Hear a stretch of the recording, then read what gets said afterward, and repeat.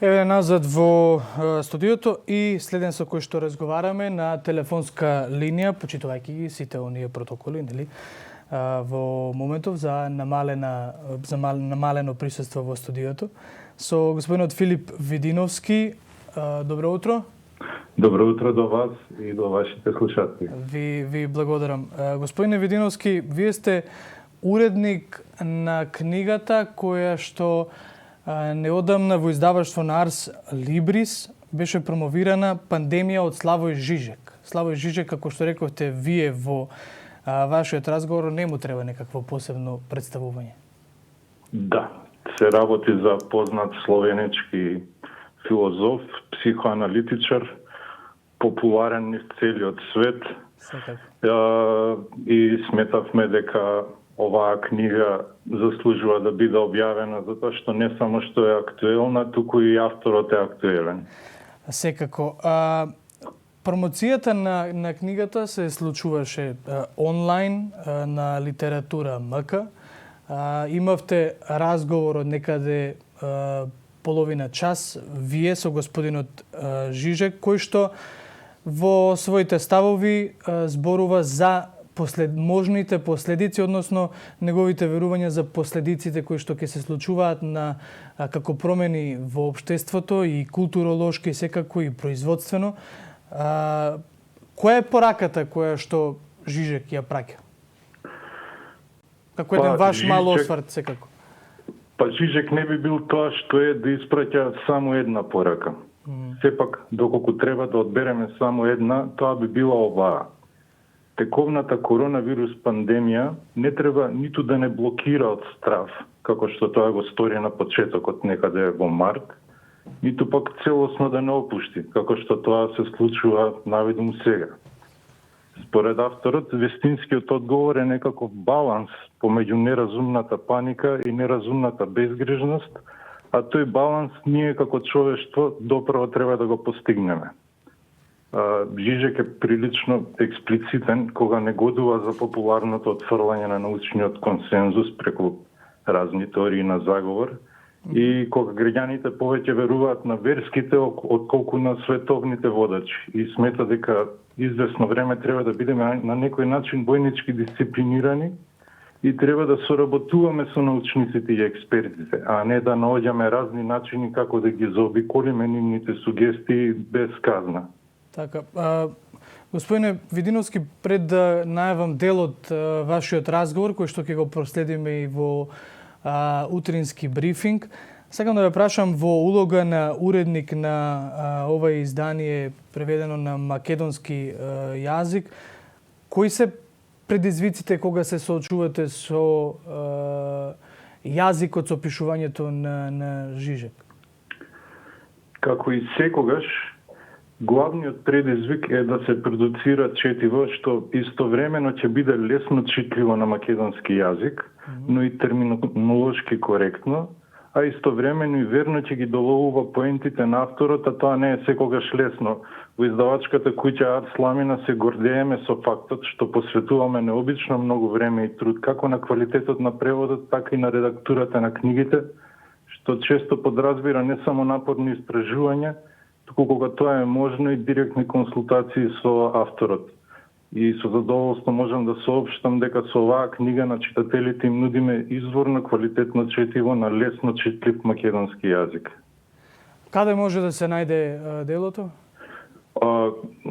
Книгата може да се купи во нашите неколку продавници ширум Македонија, а може да се порача и онлайн на сајтот literatura.mk.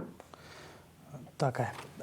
Ви благодарам секако на одвоеното време. Јас само ќе најавам дека во продолжение следува разговор токму на господинот Филип Видиновски со Славој Жижек. One of the chapters says it's either communism or barbarism. I think that, how do we understand that? Do you think that it's impossible for the solution to come within capitalism or some sort of tightly regulated capitalism? Okay. Yes. I think, and I am now, when I see what is going on in the last week or two, when in some countries like Brazil, the new infections are exploding. I more and more see, I'm now even more convinced that I was right when I wrote that. But let's make it clear. By communism, I don't mean what we had or what Eastern Europe had, you know, the rule of the party and so on. I mean something extremely elementary. First, I don't mean what Marx was dreaming about, the communism of affluence, you know.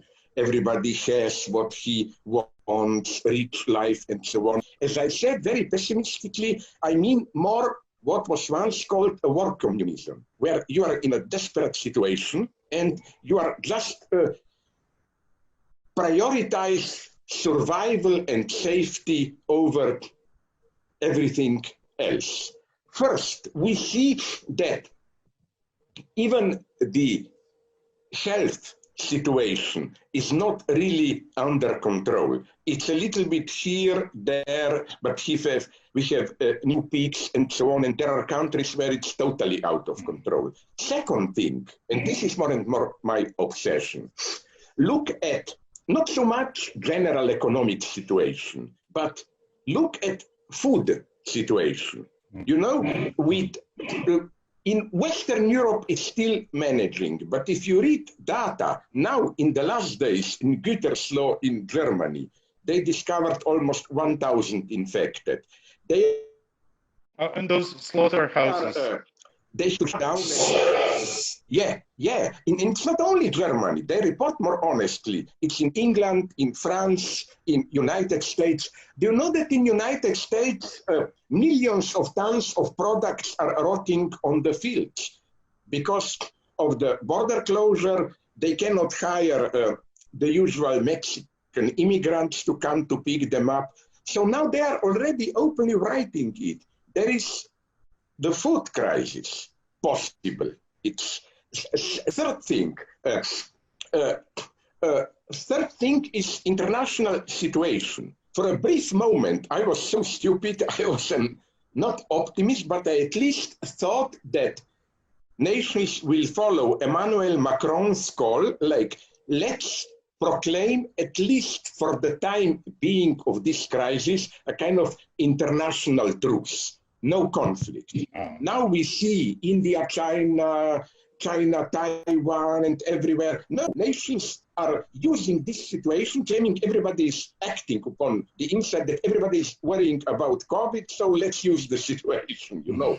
Then, within the nations, what you mentioned, this big culture war, anti-scientists, traditionalists, and so on, and people, and I understand them, I don't despise them, ordinary people who are used to a certain way of life. You know, I walk around, I meet friends, and this virus is something horrible for them. I don't just laugh at them, who say, wait a minute, even if I die, I want to lead a normal life. This is too much. It's a cultural conflict. At a certain point, this stance of let's try to ignore it, it's not so serious, will break down. And then I fear terrifying psychic consequences for mental health. The data I'm getting are simply terrifying. A friend from Milano told me that in that area, Lombardy, more than half of adult men have serious psychic problems. Then in United States, suicides exploded. People are literally losing mind. So back to my point, that is to say your question. What I mean by communism, of course, it's not the old central committee rule, whatever. It's something very elementary. In such a situation, which is not a war, you cannot have a war with virus, which is a stupid self-replicating mechanism. But in such a situation of extreme emergency, I don't think that market should be allowed to continue to function as the basic mechanism of social reproduction. I think that we should do, and I'm not calling for a new communist party. What fascinates me is that many conservative politicians are doing it. Just think about how guys whom I don't like very much, like Donald Trump and Boris Johnson did. Okay, they helped also big companies, monopolies, and so on. But at the same time, they saw the situation. Now that you have 40 million new unemployed in the United States, you cannot let them starve. So, de facto, they had to introduce some kind of universal basic income and so on. Also, at the level of production, health had to function. You need more hospitals. You need not only universal, but maybe even global health care. Food has to be somehow provided, organized. This will be a big problem, not only in the developed world. People worry terrifyingly what is happening now in Brazil. And even such things, but this is a detail, it's not a big problem. Do you know, I read now that in the African countries where COVID is worst, they are the countries which grow most chocolate. So we already know that chocolates will probably, if not disappear, be much more expensive. What I'm saying is that isn't it clear that some things should be prioritized? We should say, okay, capitalism is efficient at its own level, and we can keep to some amount market mechanisms, but the first task of a government, international community, with the help of local communities, is to organize this basic thing. Healthcare, mobilization, providing food, and of course, basics like, this is very serious danger, water, electricity, sewage, garbage, and of course, what we are doing now. So the only solution, I think, real solution is, again, I'm not saying everything should be nationalized, but a much stronger role of government in even United States. Even Trump, you remember, a month ago or two, had to mobilize some law from the war, which allows, in an extreme situation, the president to directly order big companies what to produce. That's how nice. Now General Motors is producing ventilators and so on and so on. So this second thing, very interesting. But that's very communist measures. Yeah, it is. De facto it is. And the irony is that even conservative politicians are forced to do it. Second thing, very important, local communities. Look, the state, even if you have a good state whom you can trust very much, the state cannot do everything. You need well-organized local communities. But again, the basic insight is we need some measures for which the only word I have are communist measures. B, these measures should reach far beyond health. We will have problems from food supply till up to mental health and so on. You know, we need finally to take it seriously. What worries me is what you said, and I was witnessing here, as if we only know the two extremes. Either people are in a panic, or they say, oh, it's over, let's return to normal life. What we need is not panic, but finally to take it seriously and really mobilize ourselves. If not, it will just go on.